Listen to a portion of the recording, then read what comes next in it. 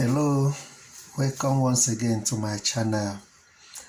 So today I would want to talk about a topic that so many people have been requesting that I throw some light on, and that is how to land your first job in Sweden. Of course, it is known that many people come to Sweden or maybe travel to any other country from their home country for the purpose of seeking a greener pasture, irrespective of the route followed, whether study, work, or whatever. So today I would want us to talk about how to get a job in Sweden, maybe either as a student or whatever. So because this might lead to a very long video, I decided to split it into two parts. So part 1 will only be discussed in this video, while the part 2 will be discussed in another video. So but then, before we proceed, I would want you to please subscribe and turn on the notification button if you have not done so before, so that you will be the first to be notified whenever we post a new video.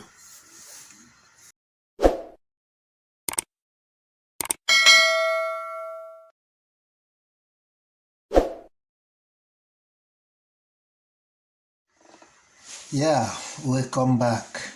Now we can continue. This is the first part of the video, and then we have to discuss 4 things you need to have before even thinking of applying for a job. Number 1 is work permit. Of course, as you know, for you to be able to work in a country that is not your own legally, you must have to have a valid work permit. So in Sweden, study permit qualifies you to work, even though you are not expected to work full-time as a student. But then there is no law in Sweden restricting the number of hours you can work. Of course, it is important for me to tell you that in Sweden you cannot work with a tourist visa or a visiting visa. So the only permits that can allow you to work are 1, study permit, 2, work permit, and then maybe permanent resident permit. So you need to know that for you to be able to work legally in Sweden, of course, this is the most important thing. You must have your work permit that authorizes you to work legally in Sweden. Then the second one is what we call personnummer. So personnummer in English is called the personal number. In many countries it has several names. Like in Nigeria, it is likened to NIN, that is the national identification number. In countries like Canada, it is the same thing as the social security number. But in Sweden here, it is called personnummer, that is in English personal number. But this personal number is given to you only if you will be staying in Sweden for more than 1 year. So what I mean by more than 1 year, like 13 months up. So, but if you are going to stay in Sweden for only 1 year, you are not eligible to receive a personnummer. Instead, you get what is called coordination number. So, of course, I don't want to go into details, but I want to let you know the difference that exists between a personnummer and a coordination number. With a personnummer, you are entitled to so many things in Sweden, like free medical care, maybe whatever. But with coordination number, no. So coordination number gives you a restricted access to some certain things. So for you to be able to apply for a job in Sweden, you need to have a personnummer or a coordination number. So this is very important. So if you are coming into Sweden for the purpose of studies or whichever purpose, and you will be staying for more than 1 year in Sweden and has a clear evidence that shows that you will be staying for more than 1 year, for example, maybe admission letter showing that you will be studying in Sweden for more than 1 year, then you can get a personnummer from an agency called Skatteverket. Skatteverket is a Swedish word which can be translated to mean the Swedish tax agency in English. So in Nigeria, this is likened to FIRS, the Federal Inland Revenue Service. So in other countries, it might have its own name there, depending on your country. So for you to be able to apply for a job in Sweden, you need a personnummer. That is the second thing you need. Then the third thing is bank account. For you to be able to work in Sweden, you need a bank account. This is because they won't pay you cash. No matter the job you do, they don't pay cash. So they must pay you through your bank account number. And if you don't have one, you see it will be difficult for them to pay you. So one of the things you need to have to be eligible to apply for work in Sweden is bank account number. Now, to get a bank account in Sweden, you need to have, just like I said before, personnummer.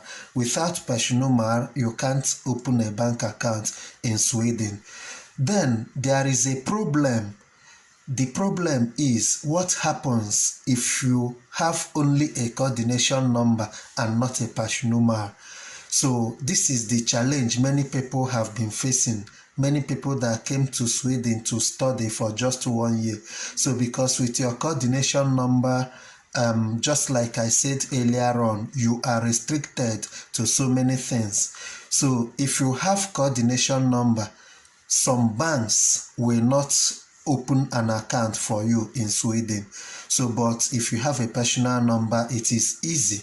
It is easy for you to open a bank account number. So, but then some banks, like some people said that there is a bank here called Handelsbanken.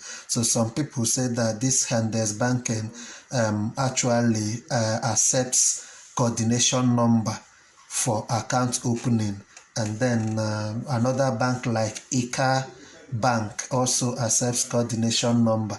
Even though I'm not sure, because I have not had that time to verify it, because for me, I have a personnummer and can only talk about my own situation. So, but then it is not impossible to open a bank account number in Sweden if what you have is a coordination number. So, the fourth thing you need to have the relevant skills and experiences, of course, for you to apply for a job. So for instance, you want to apply for the post of maybe a sales manager or something like that. Of course, you need to have the relevant sales skills and the relevant experiences, maybe in your home country or in Sweden or in elsewhere, that guarantees you as a fit for the position. So you need to have the requisite skills and experiences. These 4 things you must have before you start applying for work in Sweden. So in our second video, we are going to talk about some other things that will help you to actually get a job. Because as we know, applying for jobs is one thing on its own. Being called for an interview and subsequently getting the job is another. And I have been here for more than 1 year now, I have had my fair share of rejections. I learned all these information, information I'm sharing with you people. I learned them the hard way. So now I am trying to share my own experiences to you all, so that maybe when you see yourself here with this knowledge, you will probably not pass through what some of us passed through. So it will be easier for you because you already have the information on what to do to get a job easily in Sweden. So make sure you don't miss the part 2 video, because the information that will be contained in that particular video is what will determine whether you will land an interview or even subsequently getting hired for that particular job. Like I said, applying for a job is one thing, being hired is another. So now you have known what you need to have to apply. In the second video, we then talk about what you need to have or what you need to do to increase your chances of landing interviews and subsequently landing your first job. Thanks for watching. See you in the second video. Bye for now.